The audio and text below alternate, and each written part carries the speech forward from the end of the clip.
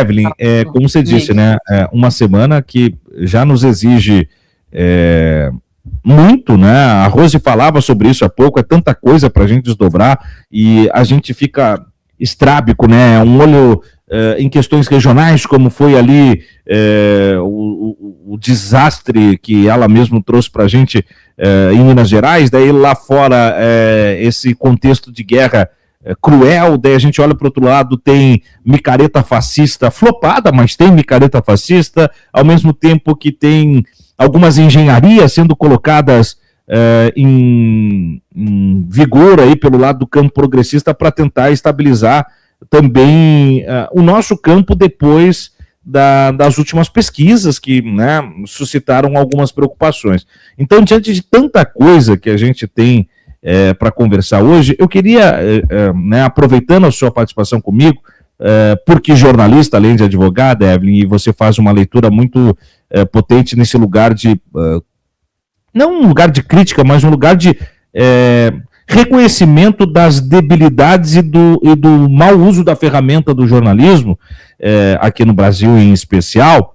Ontem mesmo o Walid Rabah, presidente da FEPAL, esteve conosco, falou muito do jornalismo internacional e as falhas até mesmo da Al Jazeera, né, entre outros elementos, mas eu quero voltar aqui para a TV Globo e a gente perceber que a cobertura da TV Globo sobre o Irã, ela é não só patética como criminosa muitas vezes, em especial, e aí é onde eu quero começar com você, na forma como a Globo incensou o tal do André Lage como um teórico de análise internacional. O cara é um agente aposentado, né, particularmente um péssimo agente do Mossad, porque é jovem, aposentado, me parece muito mais escanteado que qualquer coisa, mas a Globo decidiu tomar por viés de narrativa sobre os conflitos que envolvam Israel, o olhar desse sujeito.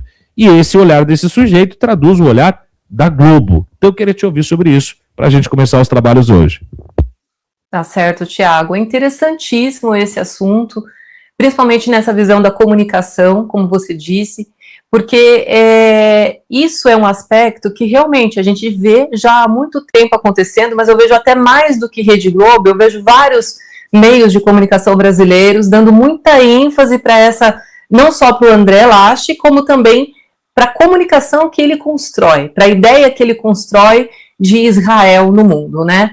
O que a gente vê, e assim, para colocar assim, os pontos nos is para início sobre esse assunto, é que ele usa o sionismo, né, o interesse de autodeterminação do povo judeu, depois de ter passado por uma trágica Segunda Guerra Mundial, obviamente, que ninguém aqui vai também chegar ao ponto de dizer que não foi isso que aconteceu, foi, obviamente, mas ele utiliza disso como uma forma de colocar os judeus num patamar onde eles teriam a justificativa de atuar para destruir qualquer outro tipo de povo com o qual ele se sinta ameaçado, de alguma forma.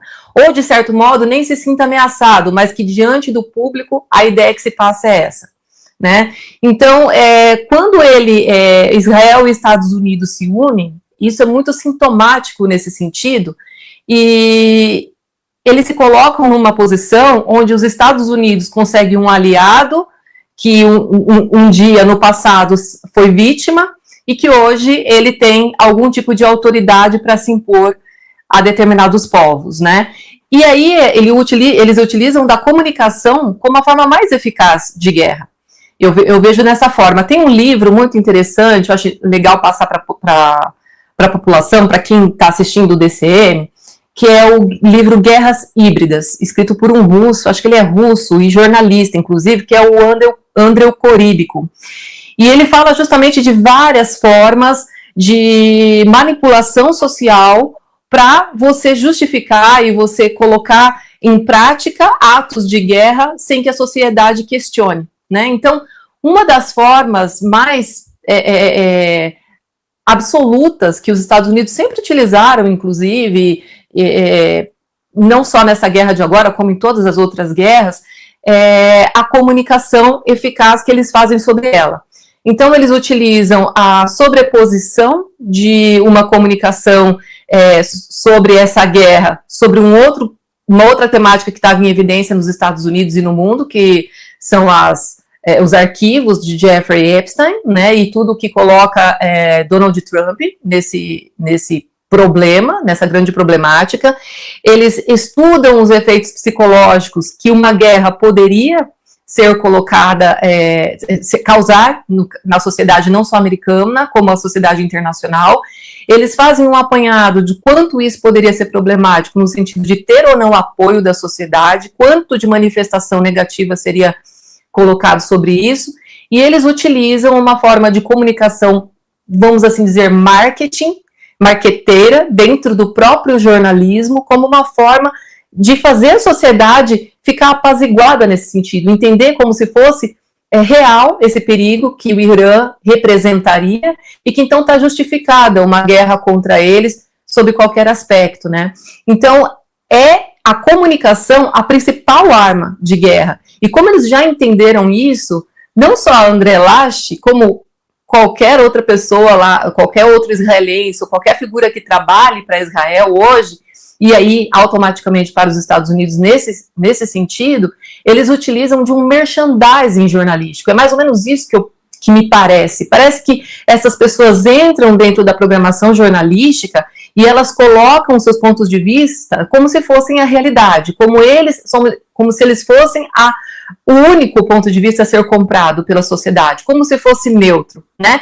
E o triste de tudo isso é ver que os próprios meios de comunicação permitem. Não sei se é troco de dinheiro, a gente não pode afirmar isso, não se sabe a troco do quê, mas eles realmente não têm uma criticidade, eles se deixam levar por isso. Inclusive, me parece até que existem alguns programas em que Israel leva os jornalistas para lá, para o Estado de Israel, eles dizem que a troco de conhecer como é a situação, a guerra, os palestinos e tal, quando na verdade nada mais é do que uma lavagem cerebral, né, ou se não é uma lavagem cerebral, que seja pelo menos uma forma de convencimento ali daqueles jornalistas, para que eles passem o ponto de vista, né, desse poderio hoje que eles querem ter diante da sociedade mundial. Tanto é que eles não respeitam a ONU, eles não respeitam tratados internacionais, não respeitam nenhuma legalidade internacional, e para eles poderem fazer isso, eles precisam de apoio social. E a comunicação é a maior arma. Outra coisa muito interessante de se dizer é que até nos últimos tempos a gente tem visto eu tenho visto alguns trechos porque eu não tenho nem estômago, mas eu sei que acontecem muitas lives, muitas entrevistas com o Eduardo Bolsonaro, como a Rose estava falando aí, né, e ele fala algumas coisas que, assim, são jogadas no ar, alguns temas, alguns pontos importantes, que quem entende acaba pegando. Então, quem não entende acha que ele é até erudito em alguns assuntos, quando na verdade não. Eu imagino que ele seja uma pessoa que era muito crua, ele entrou nesse meio da extrema-direita, aprendeu a utilizar algumas armas de comunicação, e às vezes ele cita um ponto ou outro. Então, uma das coisas que eu já vi ele citar algumas vezes é um livro que chama A Arte da Guerra, de Sun Tzu, que esse livro é justamente uma utilização de uma comunicação eficaz de como realizar uma guerra, né? Só que hoje esse livro ele é utilizado como, assim, pontos sistemáticos de como você colocar aquelas ideias em prática de outra forma que não necessariamente utilização de armas mesmo, de armamento físico. Até porque uma guerra, ela custa, né? Ela é muito custosa, ela é onerosa para qualquer país, até para os Estados Unidos, por mais que tenham esse dinheiro, eles não querem gastar à toa, né? Então, o que eles querem é tentar diminuir o máximo possível a incidência de criticidade em relação a esses pontos, né? A atuação deles ilegal e injusta diante do mundo, para que eles possam rapidamente ganhar essa guerra, né? Então, por isso, eu acho que é muito, infelizmente, eficaz, para nós é muito, infelizmente, né, para a sociedade, esse trabalho que Israel vem fazendo dentro dos meios de comunicação, e sem nenhum tipo de questionamento, sem nenhum tipo de nem justificativa, porque sempre a mesma pessoa a falar do assunto, porque nunca uma Rose, porque nunca um outro especialista, um analista internacional estudioso no assunto, um brasileiro, um acadêmico, né, um professor de universidade. Por quê? Né? Sempre essa pessoa, e ele sempre é colocado como se fosse um contraponto, ele não é colocado no lugar dele, ele é colocado como um ponto neutro, central, onde a gente olha, entende o ponto de vista como sendo único naquele sentido. E é isso que você vai formando e manipulando as cabeças, né, as mentes, para que elas cada vez mais vão aceitando esse estado de coisas. É assim que eu mais ou menos visualizo o que acontece na Rede Globo no atual momento.